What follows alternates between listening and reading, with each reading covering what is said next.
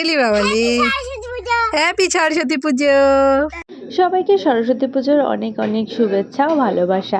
তো আমাদের আজকেই পুজো ছিল, প্রথম দিনেই আমি পুজো দিয়েছি। আর আমাদের কিন্তু নির্ধারিত টাইমের আগেই, মানে পুরোহিত মশাই যেই টাইমে আসবে বলেছিল তার আগে এসে আমাদের পুজোটা হয়ে গিয়েছিল।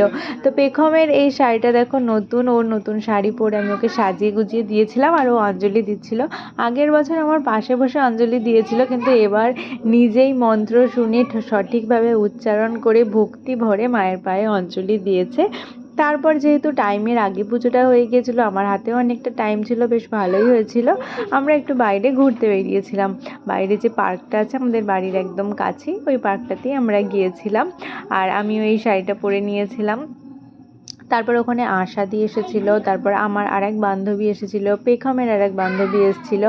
যদিও এই সরস্বতী পুজোর দিনটা সবাই বন্ধু বান্ধবের সাথে ঘুরতে বেশি পছন্দ করে, সেজে গুজে সবাই যে যার মতো। আর দেখো আমাদের এই ছোটো পার্কটায় কত কত লোকজন এসেছে সেজে গুজে, সবাইকে অনেক অনেক সুন্দর লাগছিলো। রাস্তাতেও কিন্তু অনেক লোকজন বেরিয়েছিল ওই দিনকে। আসলে সরস্বতী পুজো তো বাঙালির ভ্যালেন্টাইন্স ডে, তো আমরা পাশের একটা স্কুলে গিয়েছিলাম পুজো দেখতে।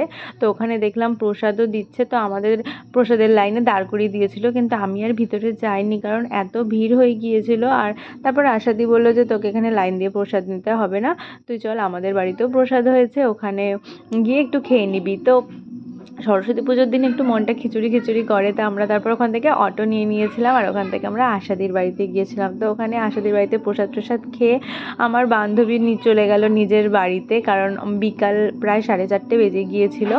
তারপর আমরা আর একটা পার্কে এসেছিলাম, ওখানে এসে একটুখানি বাচ্চারা খেলাধুলা করছিল। তারপর আমরা বাচ্চাদের আরেকটা পার্কে চলে গিয়েছিলাম, আর আমাদের সাথে দিদি মানে আশাদির ননদকেও নিয়ে নিয়েছিলাম। আমরা আসলে আশাদির বাড়ি যখন খেতে গিয়েছিলাম তখন দিদি বাড়িতে একাই বসেছিল। আমি বললাম যে সরস্বতী পুজোর দিন একা বসে থেকে কী করবে, তাড়াতাড়ি রেডি হয়ে নিয়ে আমাদের সাথে বেরিয়ে পড়বে, চলো। তো আমরা বাচ্চাদের পার্কটা এসেছিলাম, এখানেও অনেকে এসে রাইডসগুলো চড়ছিল, তো এখানেও ভালো লাগছিল। তারপর আমরা একটা সর্ষে খেতে চলে গিয়েছিলাম, মানে অনেকটা গ্রামের সাইডে চলে গিয়েছিলাম, অনেকটা দূর আমাদের বাড়ি থেকে।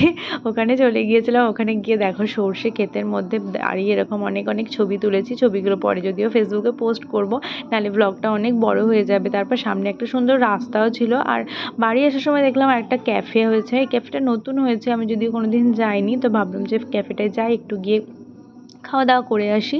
যদিও আমাদের পেট ভর্তিই ছিল, তাও একটু চা কফি খাওয়ার জন্য গেছিলাম। আর পেখম দেখো চেনা অচেনা লাগে না, সবার এরকম কোলে গিয়ে উঠে পড়ে।